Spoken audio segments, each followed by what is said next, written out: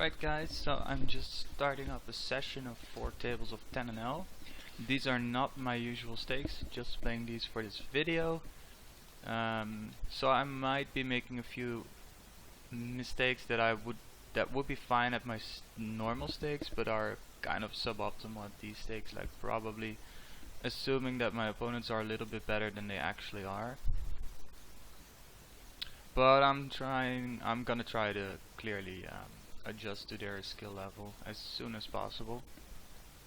Over here we just called the flop on the 10. I think that's pretty standard heads up. I think even calling the turn could be a decent idea, but I would expect players at this level not to be barreling too much, so I'm just gonna give it up. Here we checked it down and he just pots it. I've played a couple hands before I started the video and he seems to be potting it every time, but I have king high, so I don't see any reason for doing anything else with folding. Here we flop top pair, decent kicker heads up. This hand is much stronger than it would be heads up 6 max, so I'm actually gonna check raise this also because it's a really wet board, and I actually prefer him to fold since there's a lot of turns that I'm not gonna like. This raise kind of suggests that he has a draw. He doesn't really want to see the turn, otherwise he would just make it smaller if he didn't care much if I called. That being said, he could also have a hand like ace 7 or king 7, and that would really suck. So I'm actually gonna fold because like his draws still have a very decent amount of equity, and I'm almost drawing that against ace 7 and such, so there's not really enough value for me to want to call. You don't want to risk your whole stack on mediocre hands, basically. That's usually not what you want to do. So here this is a very dry flop. He just limps, so I'm gonna take a stab. He calls me. That's kind of annoying, because especially when that ace turns, there's a lot of like ace x that will call the flop. So I'm just gonna give it up and let him have it. Here he checks back, that's a decent sign, but there's no real point in betting since I'm not really protecting much, and I'm definitely not getting value. I am gonna call if he bets though, because there's a lot of stuff I can still beat. That's a really great card. But so now it's time to think, like, what do we think our opponent has, because that's what's gonna determine how you play this river. And clearly it seems like he doesn't have much, so betting would probably mean he's just gonna fold. So I'm actually gonna check it and check raise him. He's likely gonna check behind, but that's fine, because if we bet he folds anyways. See, he had jack 5. Okay, that's one of the hands that he actually would have called, but basically that's the only way he can call a bet, if he has a 5. But we have 2 5s and there's a 5 on the board, so that's extremely unlikely. So I'm still happy with my play, even though in this case he probably would have called if I'd bet. Here we're gonna isolate a limper with a pretty standard decent hand. Flop an open ender, so we're definitely gonna see bet. This is not a good hand, but he makes it very small. I have a few hands on him and he likes to raise the button, so I'm gonna defend this. Here we're gonna see bet. Take it down, that's good. So he checks back, and this turn makes it so that I cannot really value bet much. Yeah, I'm actually just gonna check it. And then bet the river for value if he checks back. If he bets, I'm probably calling, depending on how much he bets. Okay, that one I cannot value bet because I just got counterfeit. I could try and bluff him off of a split, but I'm not going to try to do that. And here this just looks like a value bet, so I'm not calling for a split since I'm usually not splitting.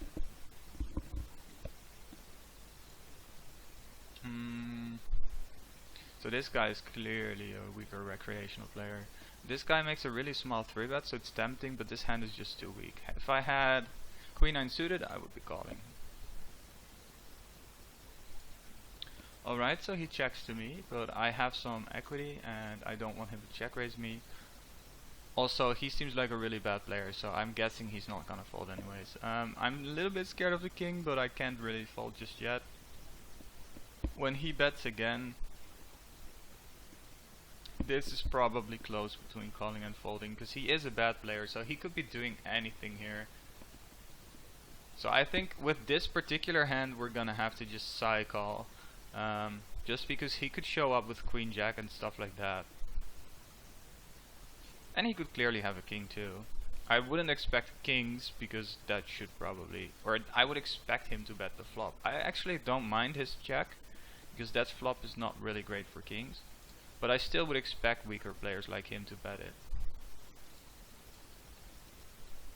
So we get 3-bet by what's probably a weaker player, judging by his stack. I have king 8 suited in middle position, not much I can do there. He checks back. I'm gonna take a stab and he instantly folds.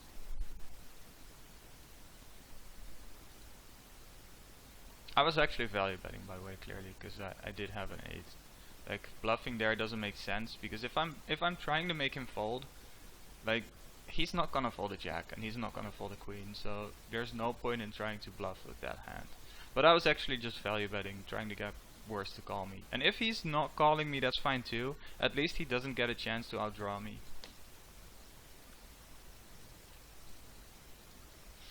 Okay, so this flop is okay. It's not that bad. We have a gut shot and a backdoor flush. So I'm definitely trying for one.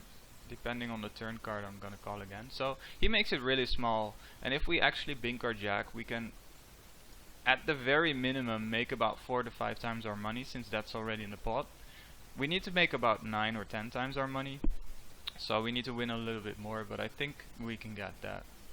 And we actually bink it, because his range looks pretty strong, and this is a really annoying outcome, because a lot of the times when they do min raise that flop, they have either top pair or a flush draw, and the top pair wouldn't check back, so it looks more like a flush draw, but I'm still not gonna check, because he could still have other things and I don't want him to check back. If he raises me here, I'm folding. Okay, that's an easy fold, even though it's a very small one. Like, his action just screams I have a flush. He min raises the flop with the flush draw there, then I call, he checks back the turn, and then the river hits the flush and he min raises again. Like, there's no easier way for me to see that he has a flush. Like, he couldn't be any more clear about it. And that's something you're gonna have to get used to. Like, you have to read your opponent's signals. Like, basically he's just telling us I have a flush. He's not aware of it, like, he doesn't think that he's saying that, probably, but to me it's pretty obvious. Okay, so here we flop a middle pair on a really dry board in a limped pot.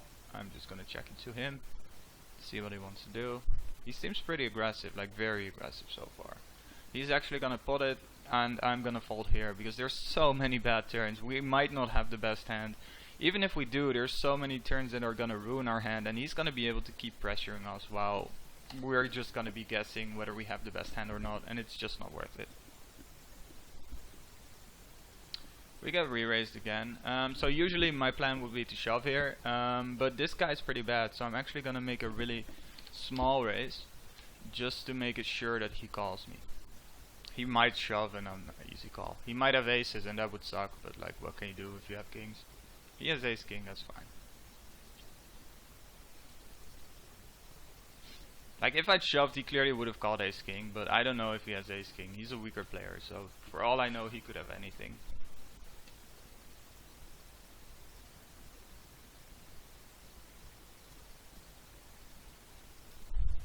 And unfortunately he leaves the table. So this guy has been extremely active so far, 3-betting a lot, raising a lot. He 3-bets me again. He has a pretty small stack, so there's no real...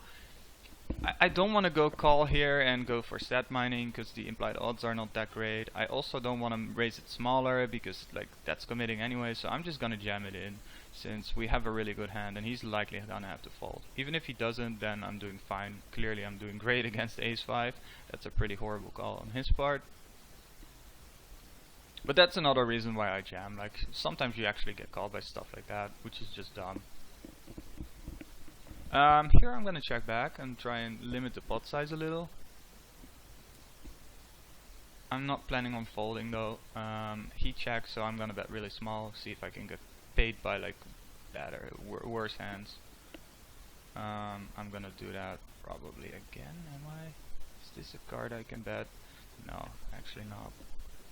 Yeah, again, I probably would have called if I had followed my guts and make that bet. But you can't really judge that. I'm folding this one, by the way, out of position.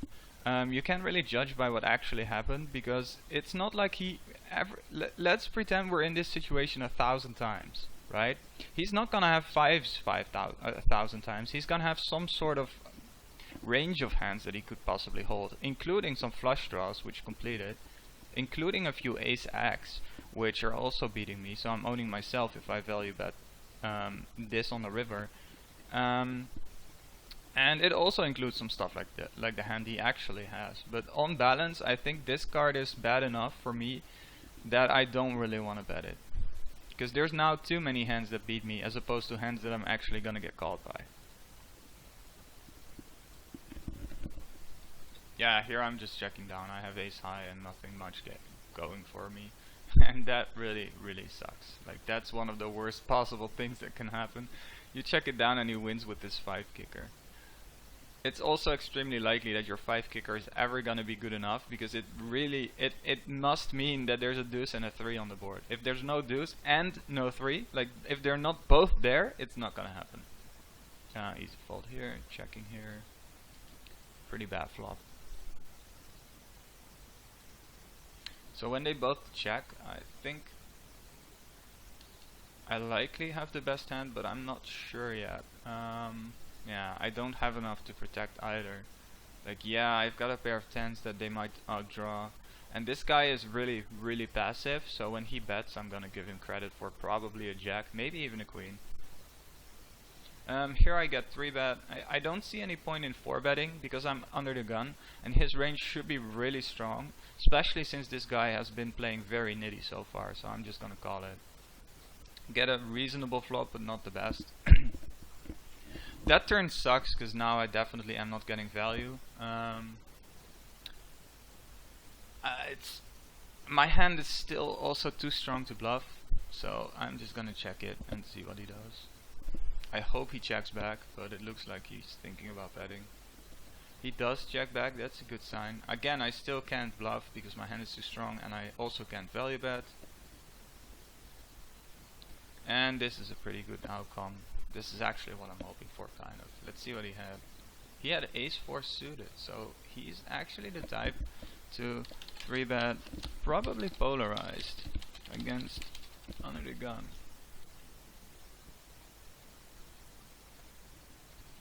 Here I got called, and this is a really dry flop, so basically he just has to have a pair, and I'm not gonna try and take him off of it.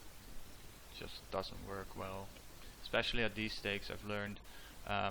Yesterday I tried to make a video, but I learned then that they are just not folding, and he actually had a king and didn't even value bet it. Like, clearly his hand is good on the river. I don't understand why people just check there. I guess it's being scared of just being beaten. I should have opened this because this guy likes to fold to steals. So that's a small mistake on my part.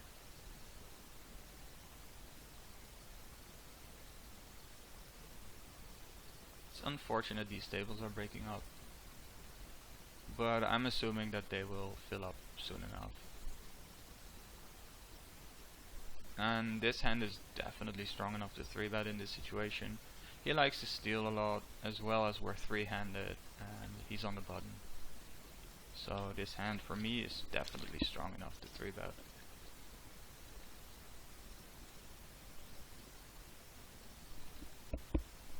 I wouldn't actually need a really strong hand here anyways, because he's opening so wide.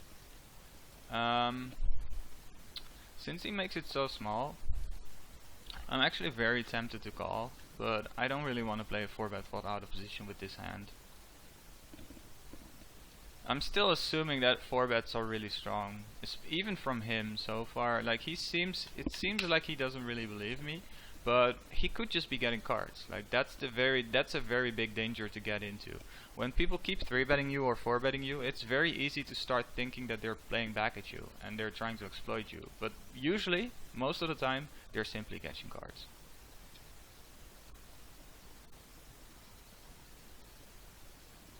And if you're just gonna replay back at them, you're just gonna get owned if they actually are getting cards. So he also c-bets quite a bit so far, and I'm just gonna check raise this board. Backdoor flush draw, as well as an overcard, but that's not why. I just think he's over c-betting this board, and I think I can take advantage of it by him just folding, and there we go. Like, it's a dry board that people tend to c-bet too much, and he has figured out that I'm not a weak player and doesn't want to play me heads up anymore like we did before. But yeah, like I was saying, people tend to c-bet this board too much, and if that happens, I can check raise them a lot and they're gonna end up folding way too much too. Let's see if we can find some more tables.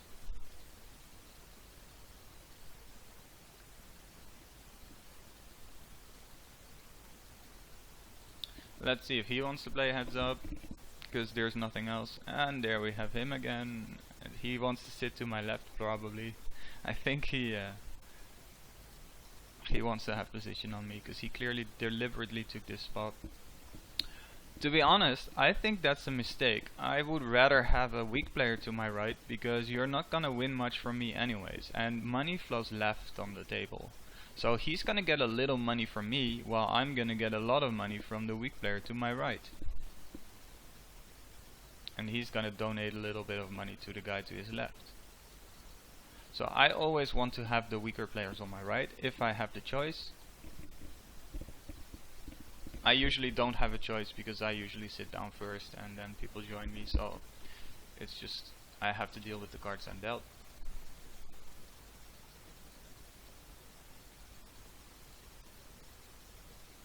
So he c-bets, I just have nothing, so let's go. Bye bye.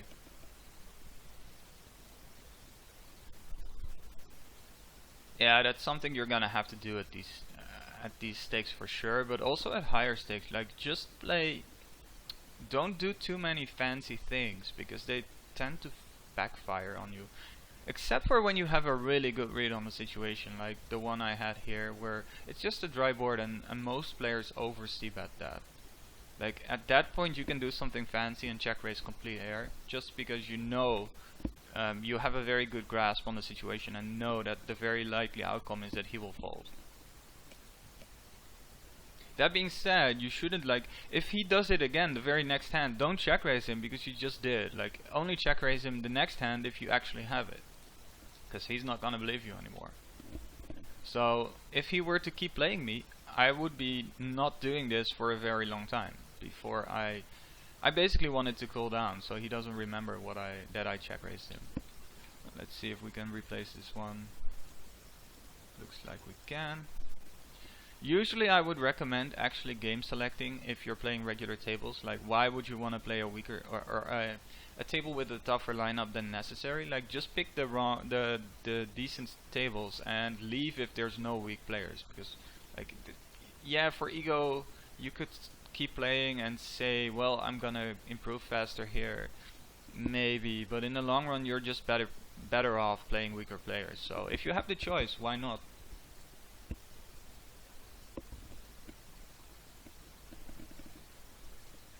I'm just taking any table here just because I'm making a video, and it's 10 NL. There's probably plenty of proverbial fish in the sea.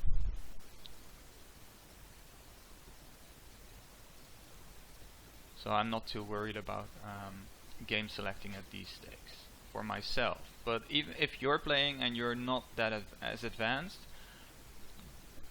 definitely do game select even at 10 NL. Like, there's no reason why not. I just called down 2 and I get an ace, so he's not betting a very strong hand here.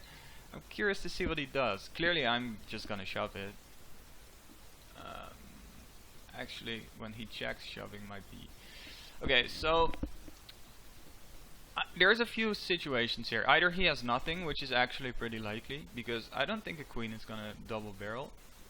But if he has nothing, it doesn't matter what we do, we don't get paid. If he has a queen, we can probably get like 2/3 of the pot. Actually, probably more. Yeah, and that's basically what we have to hope for. If he has anything weaker than a queen, he's probably folding. If he has a queen, he's probably actually calling most bets. So I'm actually gonna make an overbet. Hope he has a queen. And he instantly folds, so he probably just had nothing. Which is very likely, like I said. There are not that many hands on this board that want a double barrel and then call it a triple, call a third one by his opponent. Like a queen might be one of those hands, but a queen is gonna pay a lot, so. And anything else is just not gonna do that. Also, if he has jacks, for example, it doesn't really make sense to bet flop bet turn on that hand with this board. So he likely just has nothing.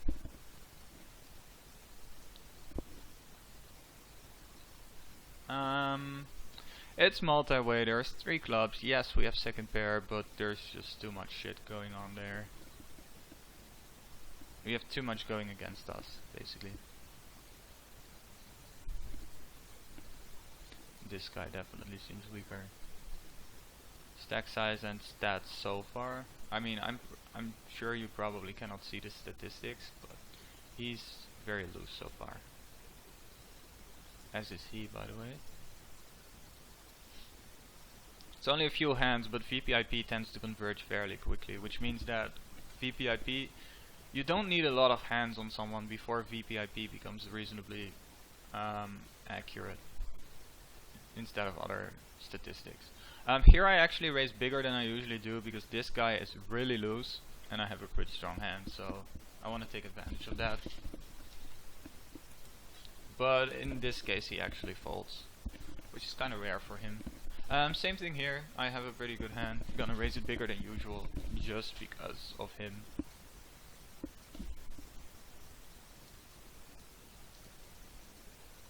And they all end up folding again, which is, you might start thinking, well, that's because you raise so big, but that's probably not the case.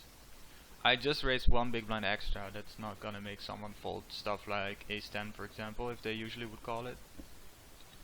Especially not a weaker player. I mean, they just play their hand and they almost pay no attention to bet size.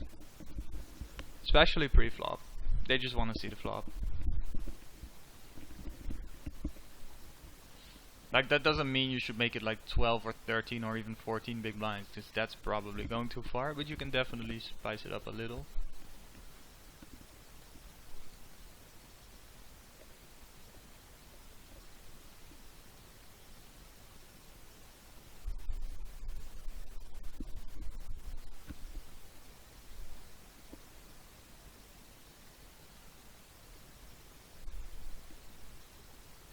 Yeah, and this is sort of like the disadvantage of regular tables sometimes. There will be lulls. Lulls in the play. He min raises, but this hand is just too weak. If it were suited, I'd easily defend it.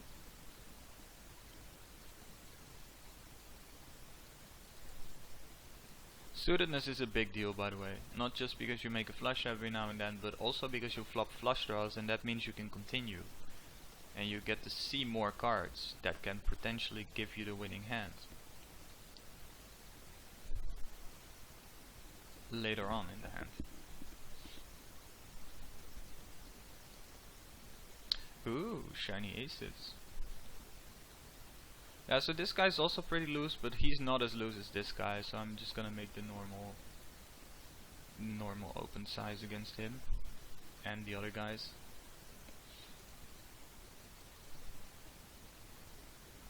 If you would like to 3-bet, that would be fine by me.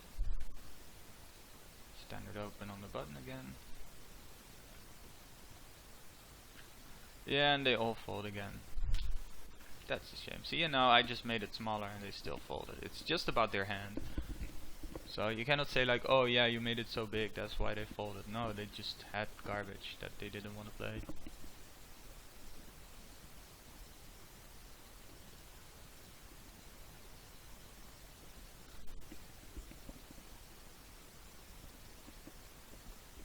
We get a call from the small blind, and the big blind shows up too. So this flop is really dry and really low, which means that basically nobody hits it. He's saying that he's got a pocket pair. He actually comes along, so I'm actually thinking about calling too, because I do have an overcard, which is kind of sketchy. because easily they could have ace 3, ace 4 or ace 9, but I also have a backdoor flush and a gut shot, and especially the gut shot is what's making me want to call here. I'm getting about 4 to 1, a little bit over. So with implied odds, especially since it will be hidden, I think we can go for it. And we actually add some more outs on a turn.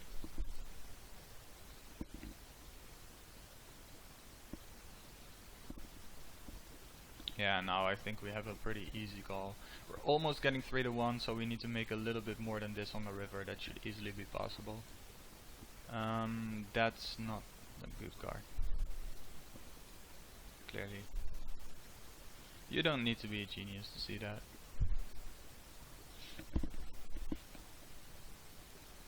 So the fact that he called the flop so easily, bet the turn so easily, and bet the river so easily probably means he might have had a set or 2 pair. Here I'm gonna bet really small for 2 reasons. This flop is really dry, so it misses him most likely. But this, I also do this with bluffs because he's likely to fold. But in the event that I have an actual decent hand like I have here, it's also gonna make him somewhat more likely to call and pay me off. And if I'm bluffing, it just makes me risk less money on a flop that's just very easy to miss.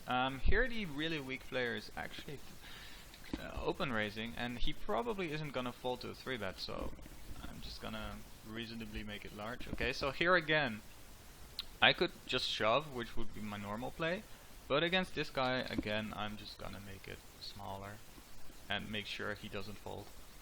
Okay, same thing on the flop. We're just gonna bet 2 and hope he doesn't fold, and he doesn't, and we're gonna put the rest in on the turn.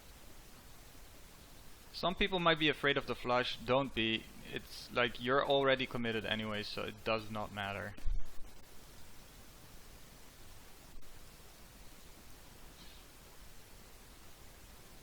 And here we're gonna 3-bet again, this time because he's on the button, has a wide opening range, and we just have a reasonable hand.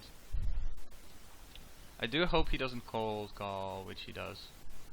That kind of sucks, because he doesn't like folding. He folds. He doesn't fold on the flop. He doesn't fold the turn. He goes to showdown a lot, so I'm actually not gonna take a stab here. I have nothing. The board isn't such that he's easily gonna fold. That's a pretty good turn card, given that he checked.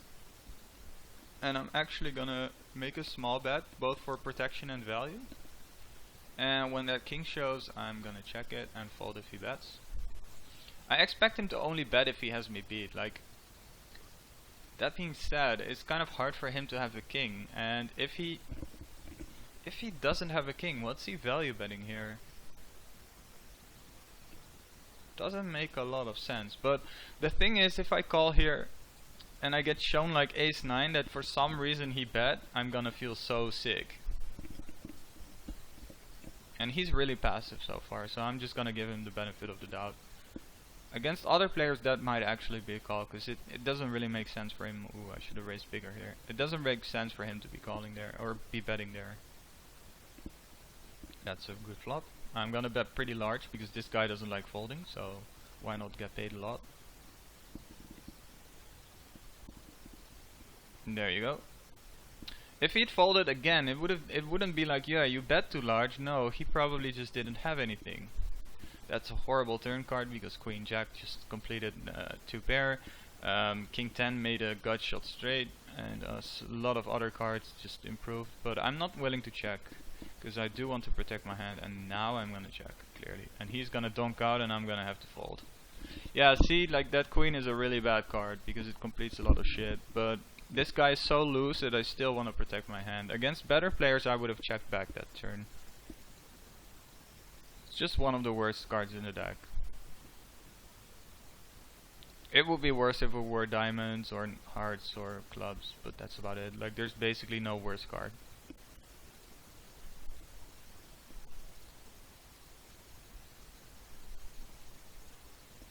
So yeah, against anybody else I would check it back, but not against a weak player like this, because he could easily be calling the flop with like ace 9 or even 6-7, so I want to get value from those hands on the turn.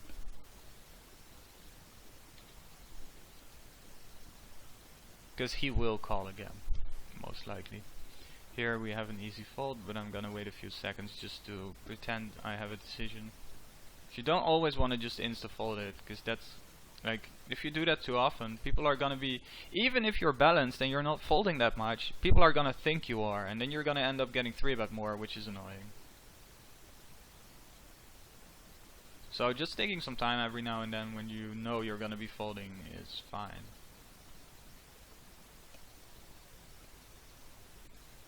Same goes for when you're 3-betting. Sometimes take a little bit of time, even if you have aces. That doesn't mean you should go through your entire time bank, by the way.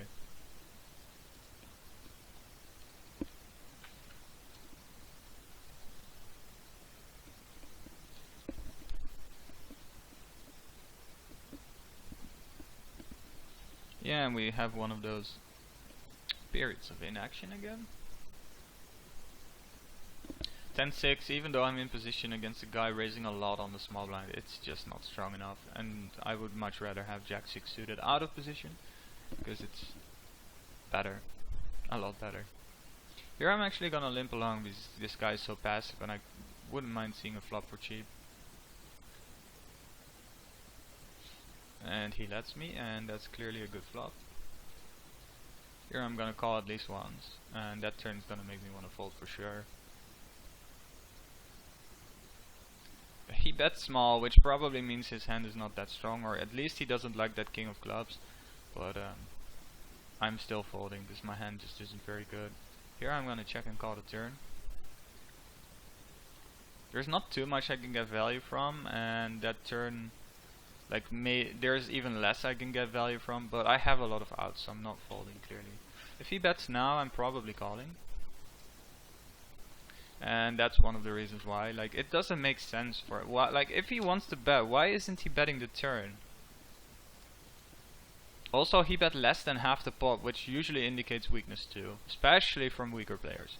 They tend to be very straightforward in their betting. Big bets mean big hands, and small bets mean small hands.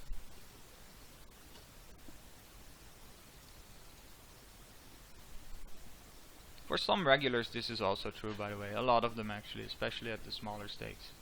And it should be. Because most people are just as easily calling a full pot size bet as they are a 2/3 pot size bet. Most of their hands. Like, most of the time players are simply calling based on what is my hand, how strong is my hand. If they think it's strong enough to call a bet, they will call the bet. Doesn't matter too much how big it is, unless you go too far, of course. There is gonna be a point at which they're gonna start folding shitload. But most of the time, if they're willing to call 2/3, they're also willing to call 80%. With most of that. I'm not sure how he ended up all in, but sure. Let's actually see. That's almost certainly a mistake. Like, okay, but he actually posted under the gun, so that's very hallmark of not a very good player. Posting in general isn't very good, but under the gun is even worse. So he bets, he check raises pretty large, and he shoves his eights. Yeah, that's not something you want to do. Like, what is he trying to do there? Is he hoping to get value? Like, nothing worse is ever gonna call, and nothing better. I guess nines will fold, but there is never anything better that will fold that will take this action on the flop. Like, yeah, nines will fold to that shove, but look at the pre-flop or at the flop action. Like, nines are never gonna check raise here. So he's looking at either a queen, which is just not gonna fold, or better, or a flush draw, if he's lucky. Okay, so here I'm just gonna go ahead and call 4-bet. I fold if one of them re-raises, by the way, because that just means aces or kings. Here, usually I would 3-bet, but this guy has been very tight so far, so I'm just gonna make the call, which arguably should actually be a fold. It's definitely gonna be fold here. So he calls, and this is a pretty good flop. The only thing I'm worried about is jacks. So I'm just gonna...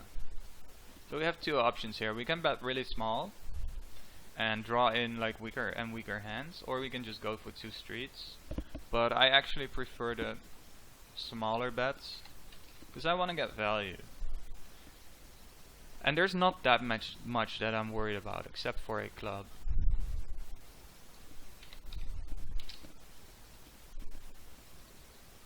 Queen would be a pretty bad card too, by the way. So here I bet really small because the board is really dry. He actually does call and I just have 5 high, so it's time to abandon ship. He ships and that's an easy call. And he has ace king.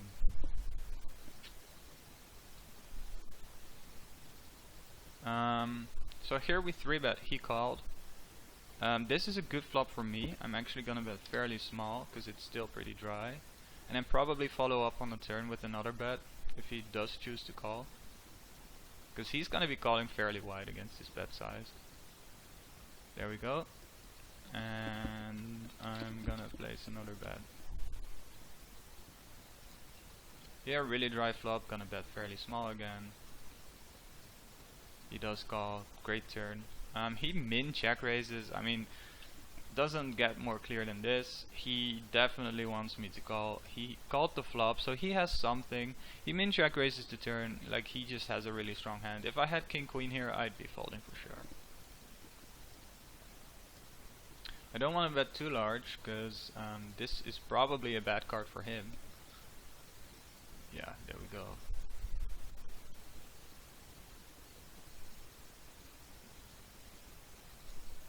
Maybe I should have actually bet smaller, and I'm not saying this because he folded, but because this card is just so bad for him. Like if he calls on the flop, it's likely that he has a 10 or like pocket 9s or something like that. He could have an ace, since I bet so small, but it's much more likely he has some sort of pair, and that pair is really gonna hate that turn.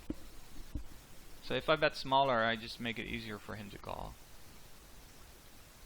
And most of the time actually, the best bets are either really large or really small. Like the in-between bets like I make here, not this one but this one, are usually not the optimal. Almost never.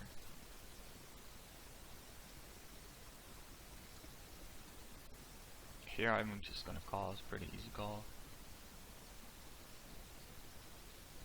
Like yeah, he's under the gun, but he doesn't necessarily have aces when he's under the gun. He checks back, so I have two choices. I can try and bluff with this hand, which probably will work if he has like ace king or ace queen, which isn't unlikely. Or I can see if I can take it to showdown, but I'm not sure if I can win at showdown because of ace king and ace queen, so I'm actually gonna try and make those hands fold. I'm expecting him to call the turn a decent amount of the time and then fold river. That's a pretty good card, and I'm gonna bet pretty small because I want him to call now. There you go, thank you. Let's see if he had ace king or ace queen. He had kings, wow. I got lucky there. I got really lucky there.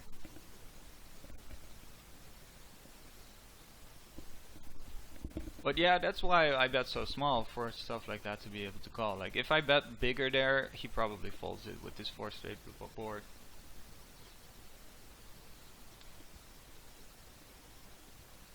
I think we can call here in position. That's a pretty good turn. So he could have a 10, in which case he's gonna call any bet I make. Here I'm gonna bet small to protect my hand on a dry board. I could bet he could have a 10, in which case he's gonna call anything. Easy fold. Or he could have a 9, which is not gonna call much. A king is gonna call basically a lot. I think I like going for a really large bet here. I'm clearly gonna check raise this one, because I got the nuts and the straight flush draw open-ended. Doesn't get much better than this. And he folds, which is kind of sad.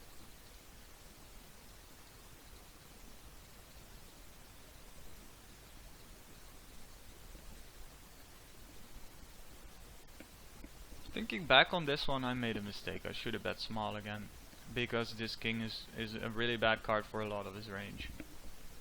The only thing that's gonna call me is the 10 probably, but that might actually raise, and if I bet small he's gonna raise me with the 10 anyways, so I should have bet smaller there. That's not the best play. That's not the best play.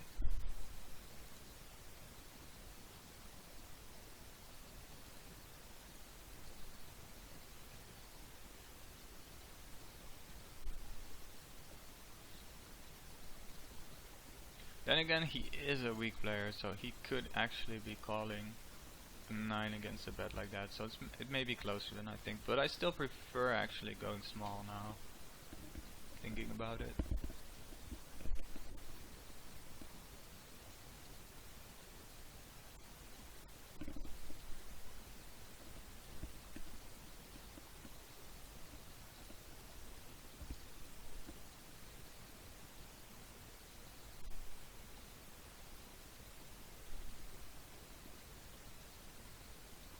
Yep, here we go again.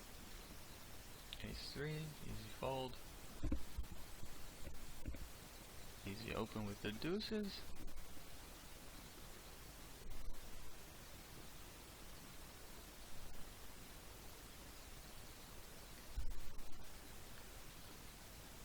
Actually, deuces aren't that easy, they're probably close. Not gonna call his raise, also with someone behind me.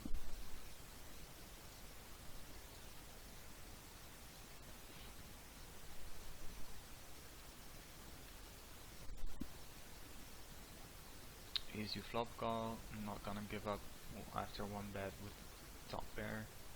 If he bets again, I am gonna give up. He doesn't bet, so that's a good sign. So here I think I will go for a small bet. If he raises, I'm gonna fold, because then he probably has a jack, but he could have a queen and call me. That would be awesome. Here I'm clearly gonna 3-bet, squeeze it. Let's make it 5 times. That's kind of my standard out of position squeeze size.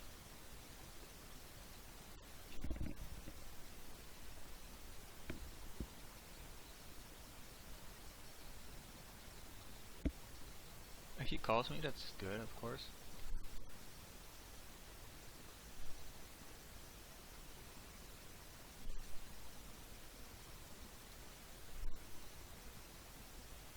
Pretty damn good flop. So we need to make sure we think about our bet sizings here. So we've got about 4 times the pot, so I'm probably willing to get it all in on bet, bet, bet.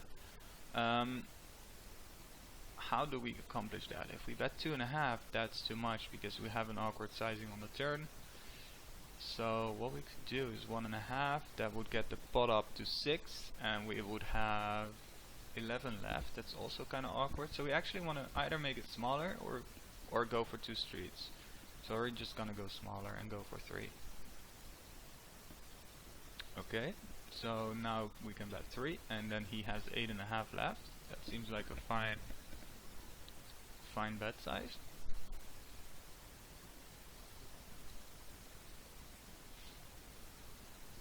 Alright, that 9 is pretty much a blank. So let's hope he doesn't have jacks. Basically we're hoping for queens. Aces, I mean, it's fine that he plays it like that. I would have personally re-raised, but I think calling is also a fine play. I also like the fact that he didn't raise me.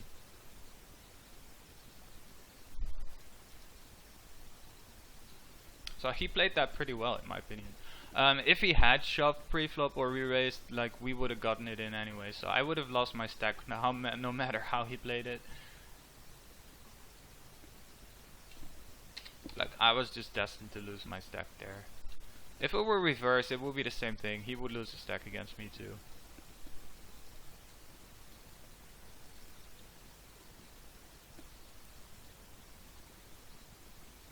I'm confident that that's true.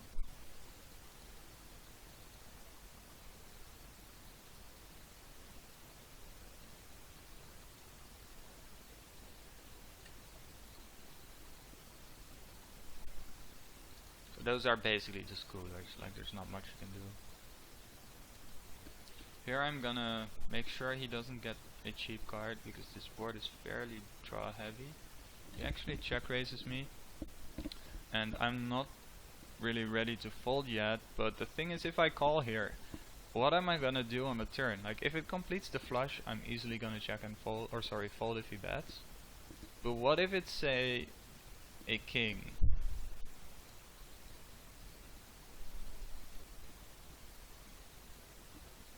So yeah, I'm actually gonna fold here because there's just a lot of really bad situations for me. Here I want to check raise, and if I check raise spot, it's 211. So we don't want to raise that much, I guess. So we just go for this one, and then shove the turn regardless. And he actually folds. That's a good situation. Like when I check raise there, I'm gonna have to follow through on the turn. Also because I just have so many outs still.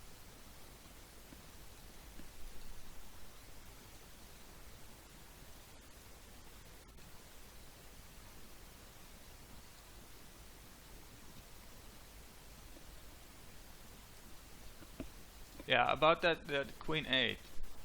Like, technically you want to call here because you could easily have the best hand, but the thing is, how are you gonna make sure that you get the showdown and get to win if you have the best hand? Because it's so likely that you're just gonna end up folding on the turn or river, given that this board is gonna change a lot, that it's just not worth it, and I'd rather just save my money. So he min 3 bets. That's a pure sign of a really weak player. I have a pair, so I'm not folding yet.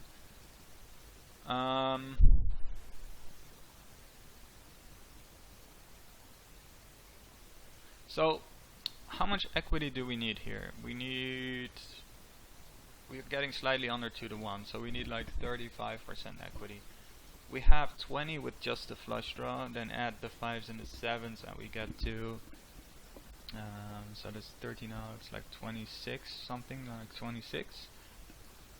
So we just need a little bit more equity, and clearly he could be doing really stupid stuff. Like his play is very erratic, so I think I can probably call here. It's close though. Yeah, so we're actually a favorite there in this case. But yeah, that's what I mean. Like he could be doing a bunch of erratic stuff. Had he made a normal bet, I probably would have folded. Well, actually no, because then I would have enough odds to call for the draw. So I probably wasn't gonna fold that. Either way, his stack was just too small. Okay, so let's bet the minimum, since we just want him to call, and it's likely he has nothing. But I still want to bet something. This would be a chance to check raise, actually, but this guy seems pretty passive, so I'm not gonna do it.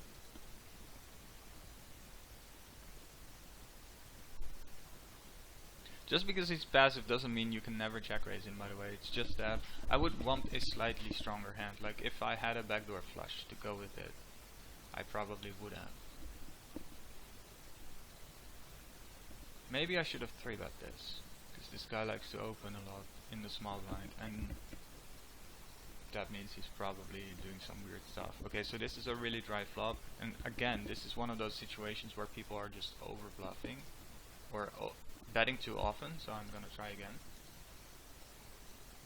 And we're 2 for 2.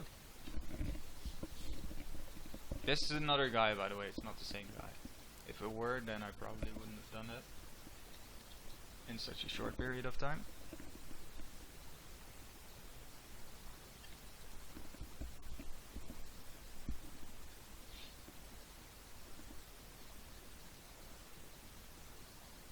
But yeah, that's definitely a play you can incorporate in your arsenal. Like when someone's c-betting a really dry flop, it's very likely that they will c-bet it too much and are therefore gonna fold quite often if you raise them. You might think that I wanna bet this, but I'm actually gonna check again. And now I'm just gonna bet fairly small. Hope he calls. Let's hope you have a 10, but he doesn't. Like the reason I check again is because if he had something, he probably would have bet the flop. So either he paired on the turn, which means he also has an ace, almost certainly with a better kicker, or he just has nothing. So if he has nothing, betting means he's just gonna fold. So I think this is the best way to make some money. Potentially I could check again on the river, but he's pretty passive, so he's likely not gonna bluff if I check to him. That's why I think betting myself is better and just hoping for him to have a 10. Or even call me with king high, given that I bet so small. That's also the reason why I bet so small, by the way, that he can call with king high.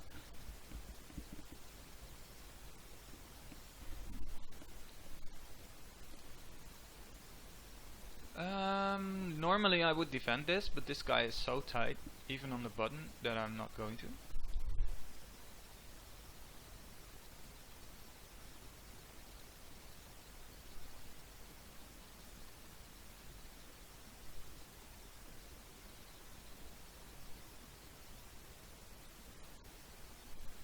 And this guy is not as loose as I thought initially. He is a kind of a weaker player, but not as weak as I initially thought. This guy likes to 3-bet a lot, so I'm just gonna let this go, even though I almost always would open this. Sometimes just a reason to adjust your play though. Here I'm gonna clearly 3-bet. This one I'm gonna call, hope he comes along, which he very well might. There we go. Now the only thing I don't want to happen is someone squeeze. That would suck. He folded ace-jack and showed me. Okay, I don't know why you're showing, but good fold I guess. I would have called that for sure. Because yes, this time I have ace-queen, but I would also 3-bet if I had ace-10. Or ace-5 suited, or ace-deuce suited.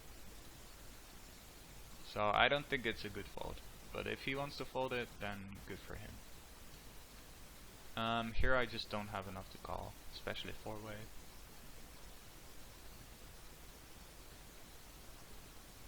This is one of those flops again where you could raise, but 4-ways I'm not gonna do that because it's just 4-ways. It's just too likely that someone has a queen.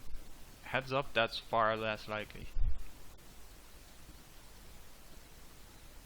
Like, also keep in mind that guy is betting into 3 people. That takes a lot more strength than betting into 1.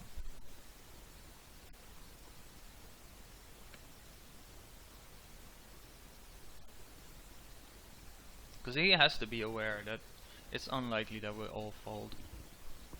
If he 3-bets, I'm probably calling unless he makes a monstrously large 3-bet.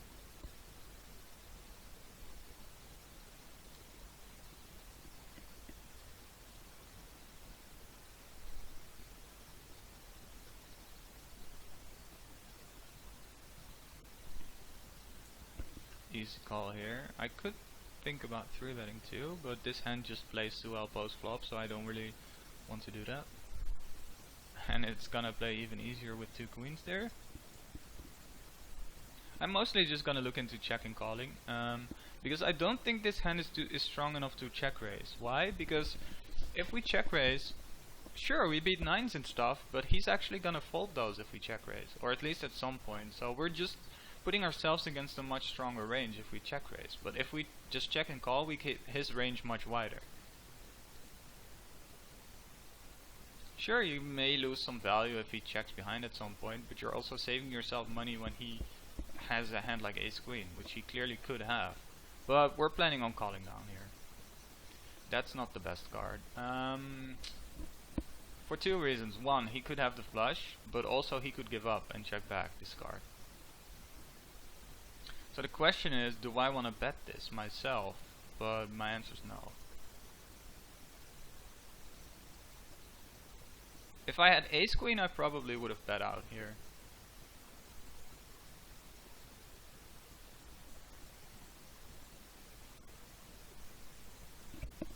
He bets pretty large. This guy is pretty damn aggressive, so he's got that going for me wanting to call.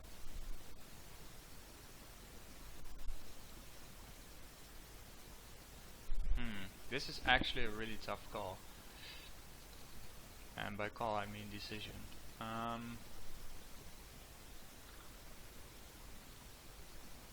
Yeah, he is very leggy. So he could definitely be doing stuff. But like against normal players I would probably fold here.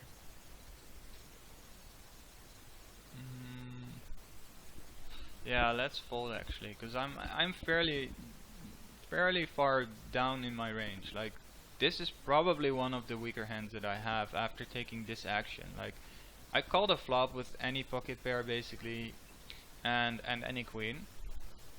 So then if we go to the turn, most of my pocket pairs are gonna fold, except for jacks and 10s and 9s, but jacks probably 3-bet pre-flop as do 10s, so I don't have those. So then we're left with like 9s and maybe 8s that are gonna call again. And after that it's like queen 9 suited. So we have pocket 8s, pocket 9s and queen 9 suited that are worse, and then we have a lot of hands that are better, like deuces, ace queen, well no, not ace queen because that re-raises, king queen, queen jack, pocket 5s.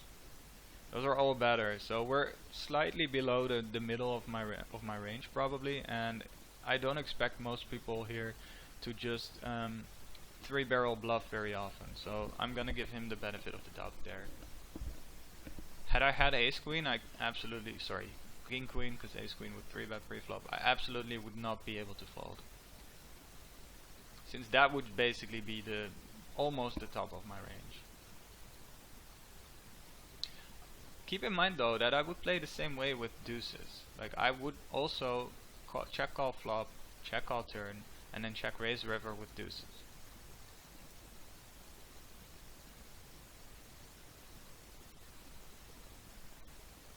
But yeah, that's an interesting hand, and I'm not sure if folding is the right play, but sometimes you're just gonna have to make a play. Like I don't know what the best play is in that situation. All I know is that most people don't bluff enough. The only reason that makes me doubt that decision is that this guy might not be most players, because he's very aggressive so far, but it's based on only 88 hands, so I cannot put too much weight on it. Could just be variance.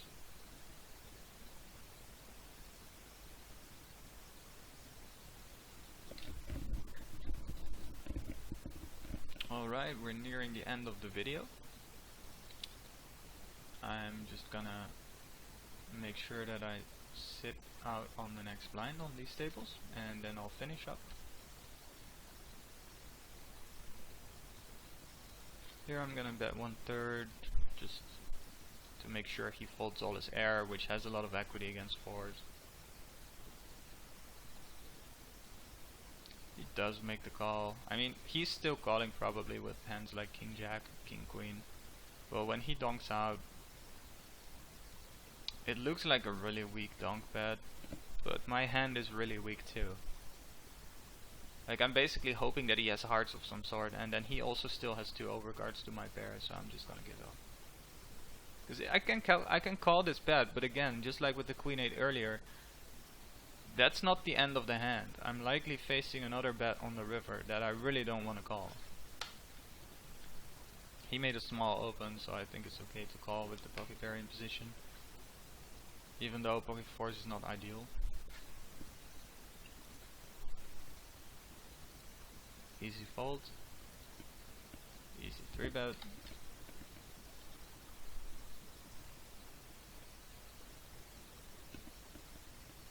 Insta fold. That sucks.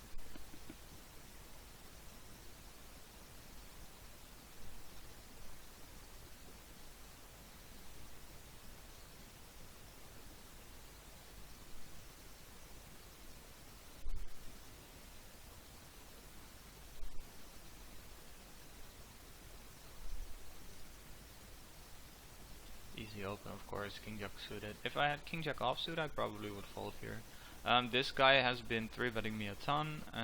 Again, it's a small sample, so he could just be getting cards, but it is starting to become suspicious, and I actually have a pretty good hand here, so I'm gonna defend. You cannot fold too much anyways, so I think this is a hand that's good enough to defend, but on this flop I'm gonna have to give up. Yep, and that's a shame. Alright, that's it for my play. I hope you guys enjoyed this video. There were some decent spots in my opinion. Not too many, but especially the hand with the queen 10, where I made the fold on the river. I think that's an interesting hand.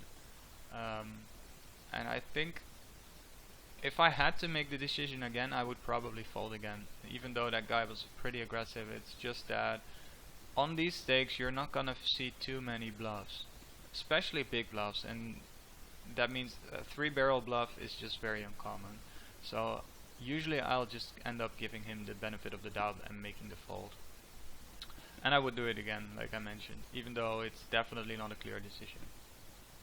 Alright guys, hope you had fun and see you next time.